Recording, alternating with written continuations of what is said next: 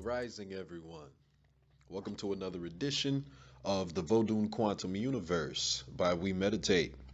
This is a audio reading walking through the Voodoo Quantum Universe.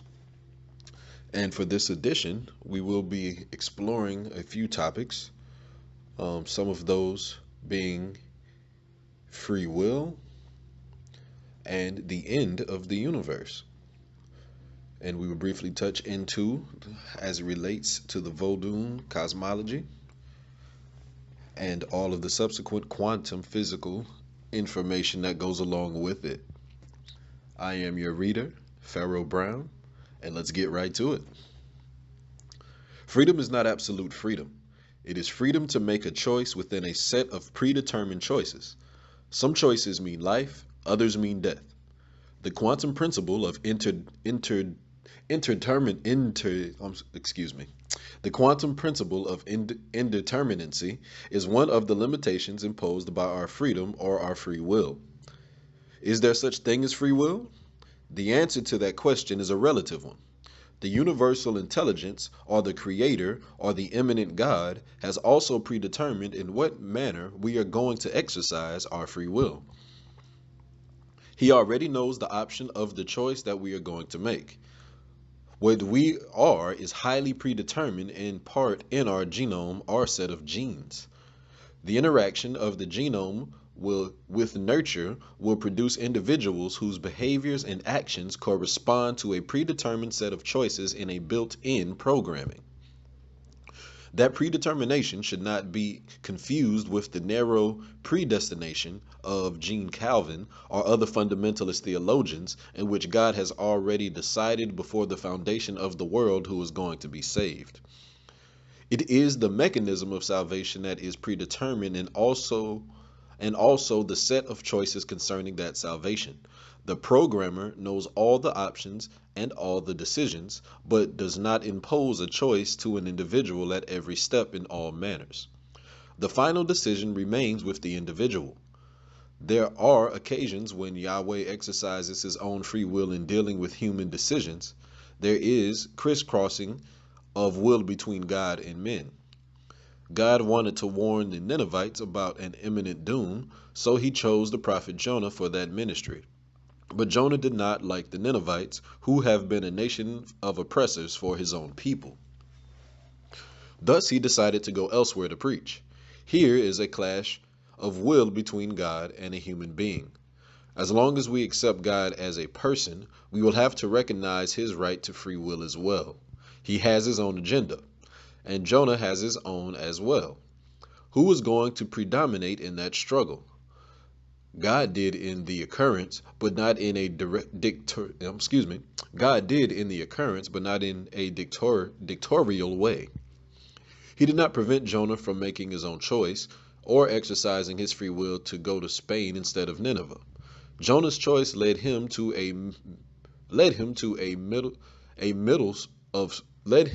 in a middle of storm and shipwreck.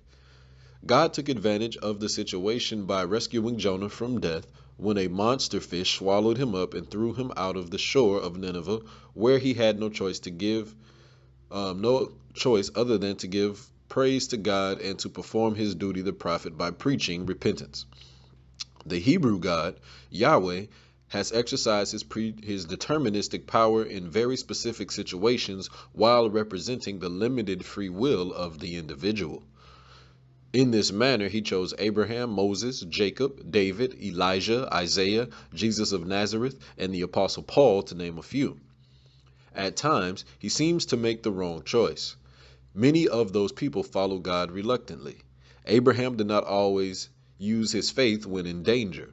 He lied twice about his wife being his sister in order to escape death from the lusty kings. Jacob imposed some conditions to God in order to accept him as his God, and scriptures say that God loved Jacob and hated Esau before their very birth. However, that does not mean Esau is eternally lost. This is not an after-death outcome. It is election for a job on earth to be the progenitor of nation of Israel. The deterministic power of God and that of nature does not eliminate the existence of human free will. They transact within a complementary manner or composite fashion, and at times constitute a menace to its very existence. Lust is a composite situation for the Christian. The deterministic workings of his physiology are in contradiction with the lofty ethic of the Messiah. The brain is one of the major sex organs in our species. The sight of a voluptuous woman triggers a cascade of physicochemical reactions in our organism.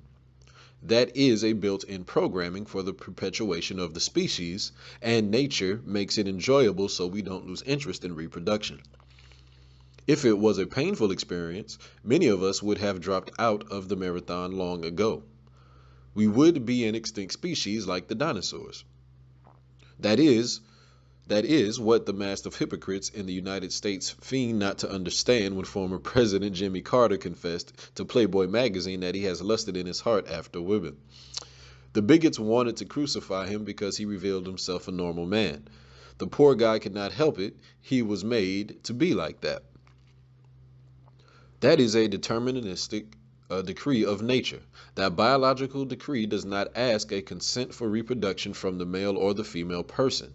It has programmed them to fire the flame of lust when they are in the situation. However, the human species can override the deterministic physiochemical reaction of libido by restraining the urge to chase or capture the voluptuous Aphrodite.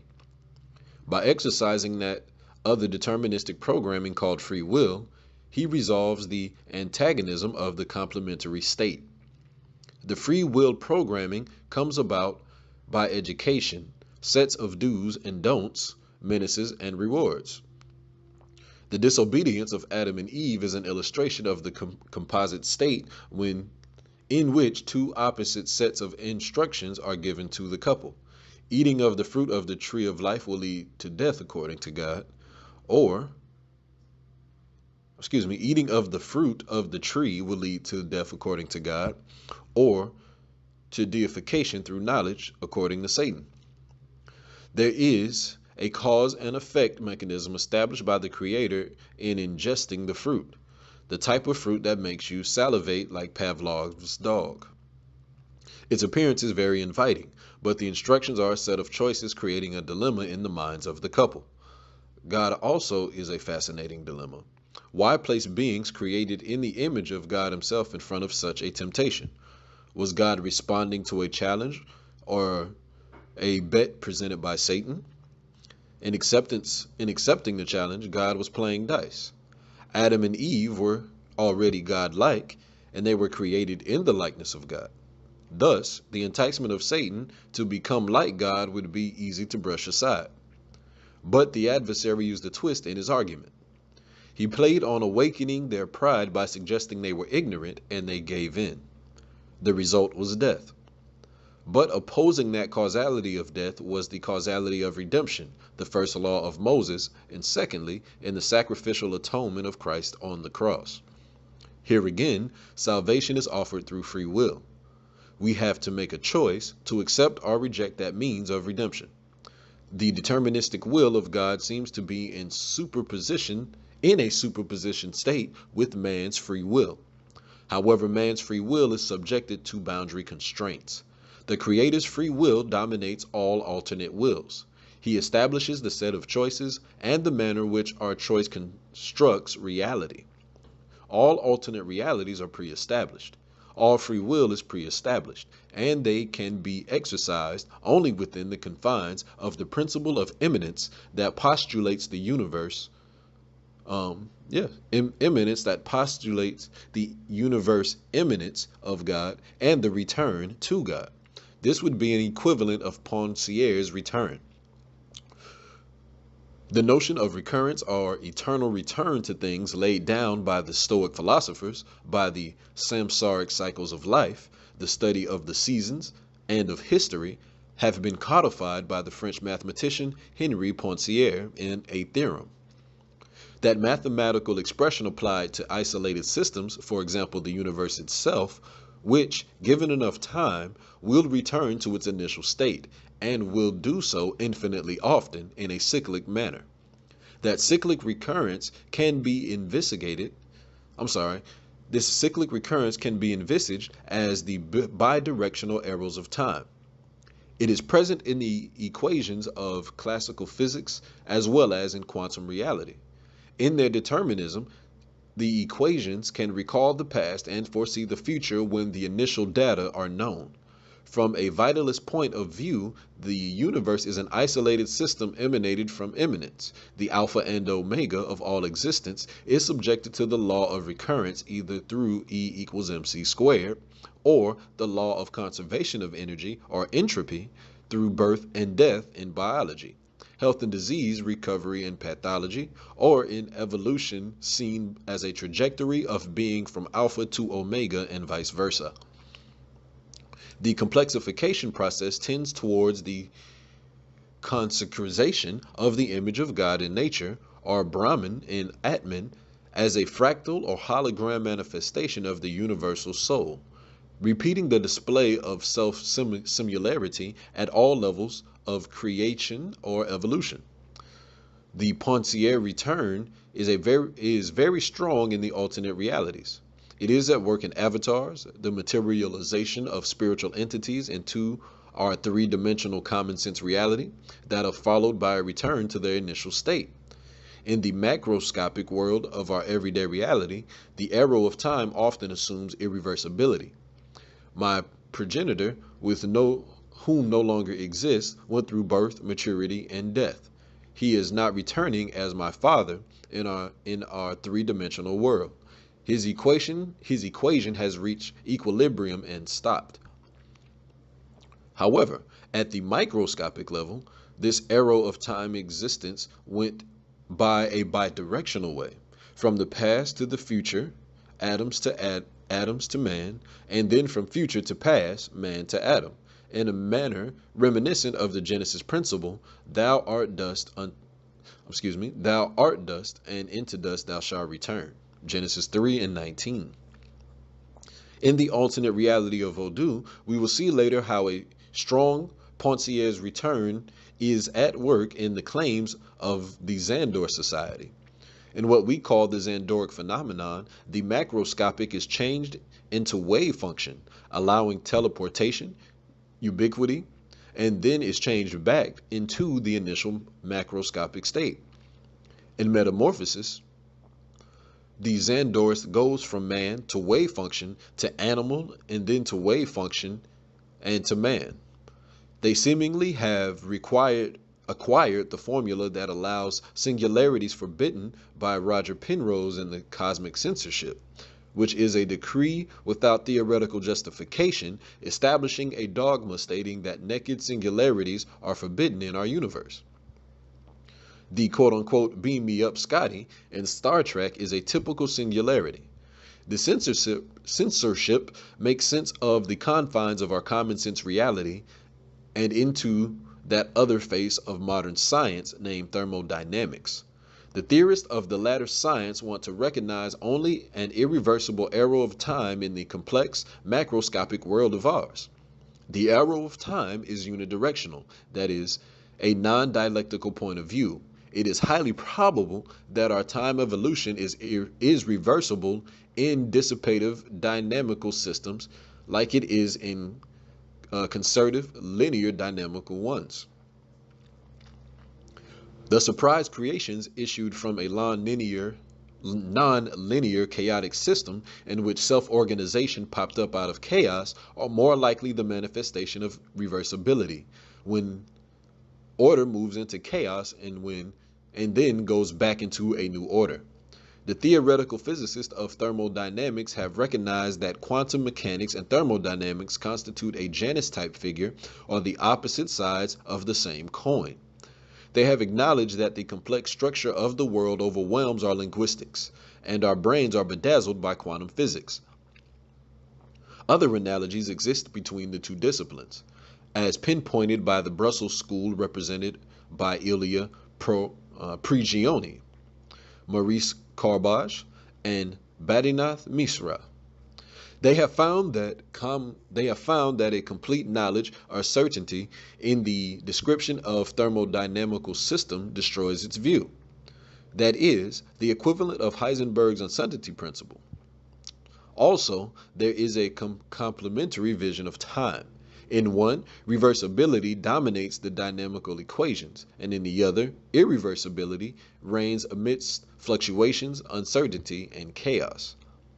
The latter is our common sense reality, in which is a world of instability and decay in entropy towards death and equilibrium. However, this complementary vision may be the result of differences in interpretation of entropy. Usually, entropy means increased disorder. Sometimes entropy means return to the simplicity of uniformity or equilibrium or death. In this acceptation, chaos means uniformity as opposed to complexity. That change of direction toward simplicity can be seen as a reversal of the arrow's direction. Furthermore, when we go beyond equilibrium into the dissipative systems that are capable of creating new entities through self-organization, we are in the presence of a new arrow's direction, a new reversibility. This in itself is a new order that some scientists also call chaos. Here also chaos is victim of the complementary principle. On one side of its uniformity, simplicity, rest, and death. On the other side is instability, fluctuations, complexification, disturbances, disaggregation, decay, destruction, and death. In one of the tools used by the physicists to study thermodynamics, designated phase space portraits or gallery, there are regions of regular behavior coexisting side by side with the regions of irregular behavior. A novel aspect of Poincier's return is applied to this gallery. It is the vision of Poincier's non-integratable systems.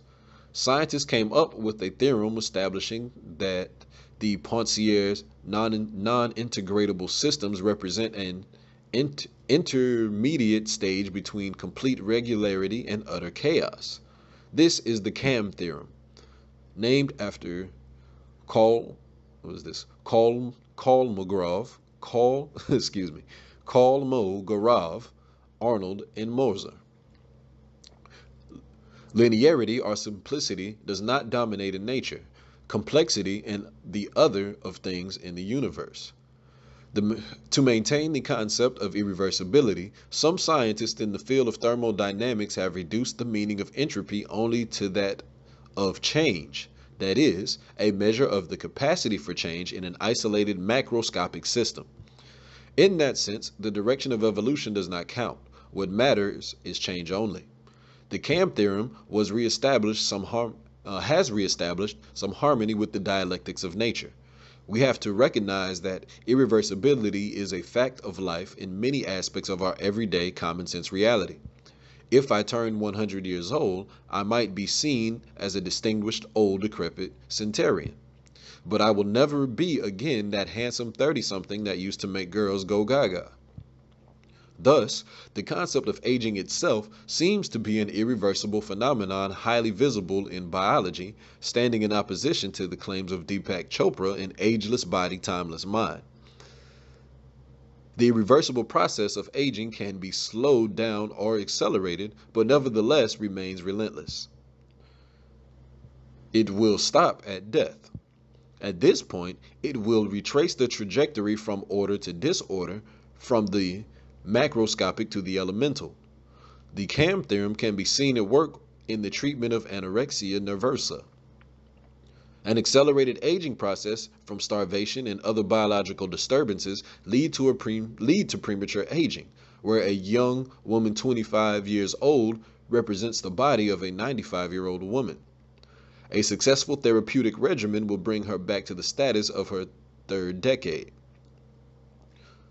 If there is no relapse, she will lead a normal life with a slow aging process until equilibrium at death. Thus, inside that isolated system, which is her body-mind complex, there are complementary of time arrows. This complex coexists with other complexes with their own time sequences and arrows inside that huge isolated system, in which the universe where stands absolute time being the trajectory of space-time towards the immanence, the alpha and omega of existence. The trajectory of absolute time is a full circle, manifested as forward or backward arrows in local or fractional space-time. Quantum reality and thermodynamics constitute parallel or crisscrossing realms in our space-time. In some circumstances, where a superposition of states exists in quantum land, such as the overriding of two parallel branches of reality, one very common and the other rare or maverick, one can obtain unexpected results like the Lorentz butterfly effect, the Lorentz attractors, or Mandelbrot's fractal pattern of very complex designs. Besides those two realms of reality, there are what Hugh Everett III in 1957 called parallel universes of quantum physics. The word parallel universes are misleading because they presuppose existence of universes outside our space-time universe. In fact, what Everett is talking about is subdivisions inside our own universe. The idea originated with the electron existing at the same time in multiple orbits around the atom's nucleus. Thus, it exists in each of many dizzying numbers of parallel universes observed or manifested as the single electronic cloud. From there, the universe is seen as a big quantum world with a multitude of branches spreading out in space-time. Those branches are all potentialities existing at the same time as parallel universes. For Everett, the universe is a big universal wave function that spreads out into smaller branches or micro-universes. And every individual exists in a fractal manner in all the branches, in all the potential worlds or parallel micro-universes. The notion of unbroken wholeness of the universe leads to the implication that we are the branches and we are in the branches at the same time. Furthermore, the numbers of branches are not fixed. They keep spreading as more interactions take place between existing branches. Here we can see an analogy with the dissipative systems of thermodynamics. Our quantum world is constantly splitting into multiple copies of itself, clones, a billion replica of itself. When two persons share the same experience, they are on the same layer or branch, and this layer is also subdivided into billions of micro branches. Hugh Everett came up with the idea of parallel universes in an attempt to eliminate the role of consciousness in creating reality, or to eradicate the role of subjectivity. For him, all possible editions of reality are already in existence. In this doctoral thesis at Princeton University, Everett argued that no consciousness is necessary in quantum physics. The future is not determined by consciousness, but that all possible futures really happen. The idea of a simple universe that can be altered by consciousness should be discarded and replaced by that of an infinite number of parallel universes, all moving on well-ordered flows into the future, and we are all of them. In order to give physical currency to any one of the branches or layers, we just have to become aware of the branch that we are in and keep choosing which branch to live in. In that sense, consciousness is not discarded, but remains the element that gives currency to physical reality. The panpsychic implication of the EPR paradox makes consciousness an effervescent reality in quantum physics. Bryce DeWitt and Neil Graham in the Many Worlds interpretation of quantum mechanics accepts Everett's idea that normal worlds occur in greater abundances than maverick worlds of utter chaos. And they postulate in order to get any branch of multiple branching universes, we have to become aware of what we want to do. Awareness is consciousness. Thus, reality will remain a matter of choice. by remembering that we are on all branches or all possible editions of reality. We just have to keep choosing on which edition to wish to sample life. One of the startling assumptions of this quantum mechanics interpretation is that in order to fly or float in the air, we should exist into those maverick worlds, which such things are possible. How do we enter them if we are already in all editions of reality? The answer is just become aware. However, this is not an everyday occurrence in our three-dimensional world. All of us have experienced flying and floating in the air of our dreams. Besides that, the only claim of such feats have come from the alternate reality of the Voodoo. We shall consider those phenomena in more detail later on when we enter the shadowy reality of the Haitian space-time and its singularities or oddities. From the enchantment of quantum reality came from the enchanted world of quantum reality came a Disneyland of 10 dimensions. We did not have to argue much with Professor Einstein when he proposed to marry time with our three-dimensional world. Space-time is a household world nowadays. Length, depth, height, and maybe time are easy to get along with. But other scientists like Theodore Kaluza and Oscar Klein came up with a fifth dimension called gravity. We were very comfortable with Newton's description of gravity as the force that makes us fall on our buttocks when we skid in the snow, but uneasiness gets into our soul when Einstein came up with the idea that gravity was just curves in space that make us stumble, that keeps the planets into orbits around the sun and around the sun. Experimental physics proved him right. In fact, matter distorts space-time by creating smooth curves in it. Kaluza in 1921 went further and proposed that positive and negative objects seem to behave differently because they are not really in the same location. He theorized that electric range is the result of an object being located in a hidden fifth dimension of space-time. A fifth dimension would account for the forces of both attraction and repulsion with curves and depressions similar to Einstein's gravity curvature. A fifth dimension attraction curvature would be like a depression in the otherwise flat surface. An object rolling along the surface would veer towards the center of the depression. A repulsion curvature would be like a hill in an otherwise flat surface. An object rolling along that surface would veer away from the center of the hill. But the wizards of Quantum Land had other recipes in their bags. They liked the idea of force as far as gravity was concerned. In fact, by 1950, they were conducting their foray deeper into the subatomic world. They soon discovered two additional forces, the strong and the weak force. By 1975, they explained that the strong force is responsible for the attraction that binds together quarks in the sets of 3 to form protons and neutrons at the atomic level. The weak force is the power at work in certain kinds of radioactive decay, such as the metamorphosis of a neutron into a proton. Those forces, along with the electromagnetic force and gravity, were to receive a treatment like that of light. They were transported across the space between particles by quanta or bundles of energy. These point-like bundles are also nicknamed messenger particles. The proton was the messenger particle for the electromagnetic force. The gluton was the strong force messenger. The weaken was that of the weak force. That graviton transmitted the force of gravity between massive objects.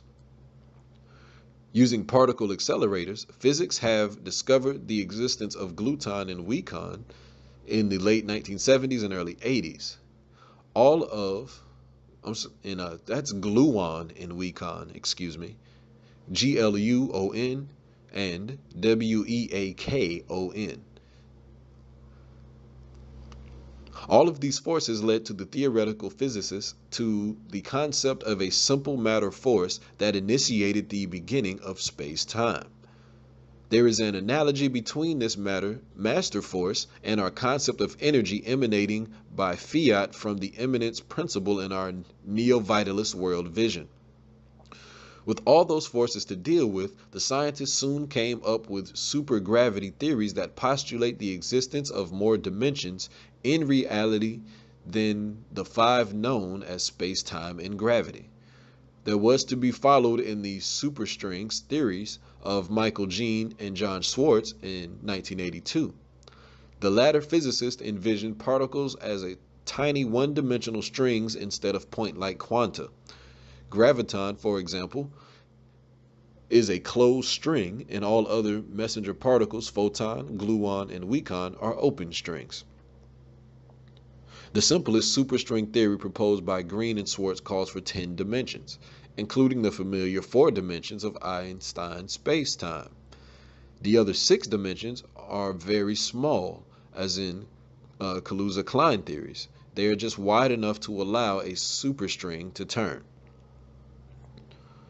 The beauty of the superstring theories lies in their attempt to unify the 4 forces of nature while at the same time blend the concept of Einstein's smoothly curved space-time with the concepts of messenger particles transmitting forces in tiny jumps or quanta. The existence of extra dimensions is a little bit difficult to understand. They seem to be more obvious in the infinitesimal end of the universe scale. There, the fundamental particles appear as folded up strings with the folds occurring in as many as 6 other dimensions. The concept of these hidden dimensions is also associated with a more stupendous concept, that of shadow matter. According to some new theories developed by subatomic physicists, we may be sharing our reality with another world made up of invisible and tangible shadow matter or dark matter operating in at least 10 dimensions. The idea of dark matter came to the forefront in 1930 when Swiss-American Fritz Zwicky calculated that galaxies in large clusters were moving so fast that the gravity produced by their invisible stars was insufficient to hold the galaxies together. His calculation brought forth the first inkling that there is much more matter in the cosmos than meets the eye. Scientists in the field now estimate that the unseen matter makes up about 90% or perhaps 99% of the universe mass. This existence of the dark matter poses a challenge to the quantum theorist in that its existence is not a matter of choice as far as the presence of the observer is concerned.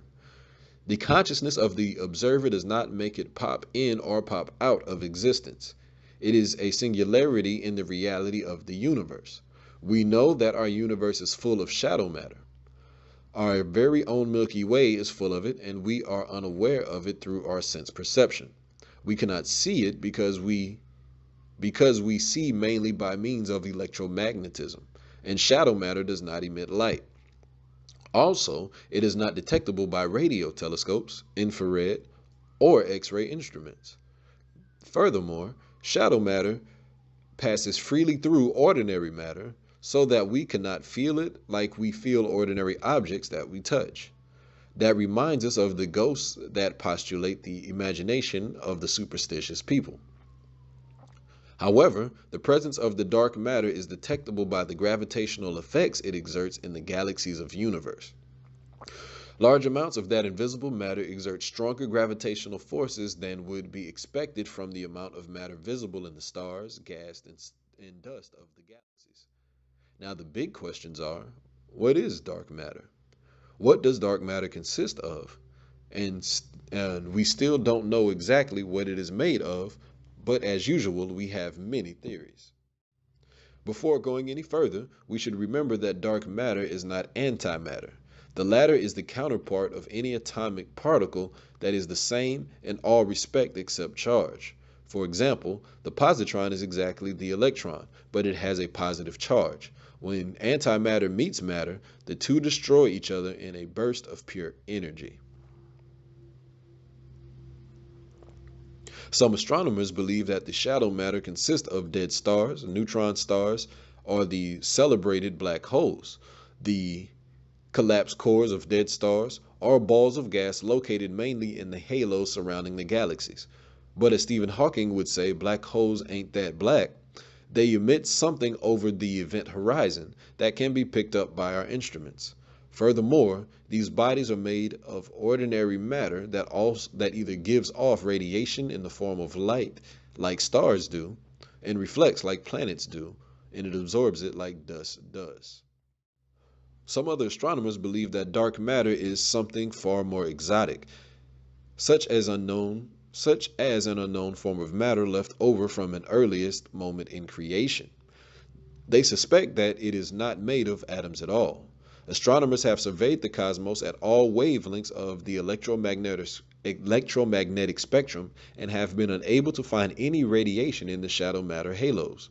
Thus, physicists have come to propose the existence of unknown new particles.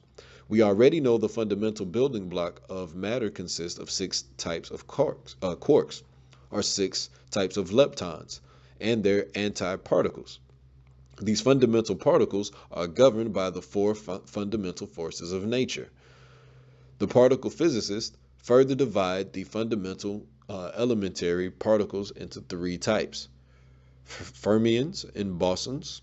Fermions include 6666, team of quarks, leptons, protons, neutrons, and counterparts.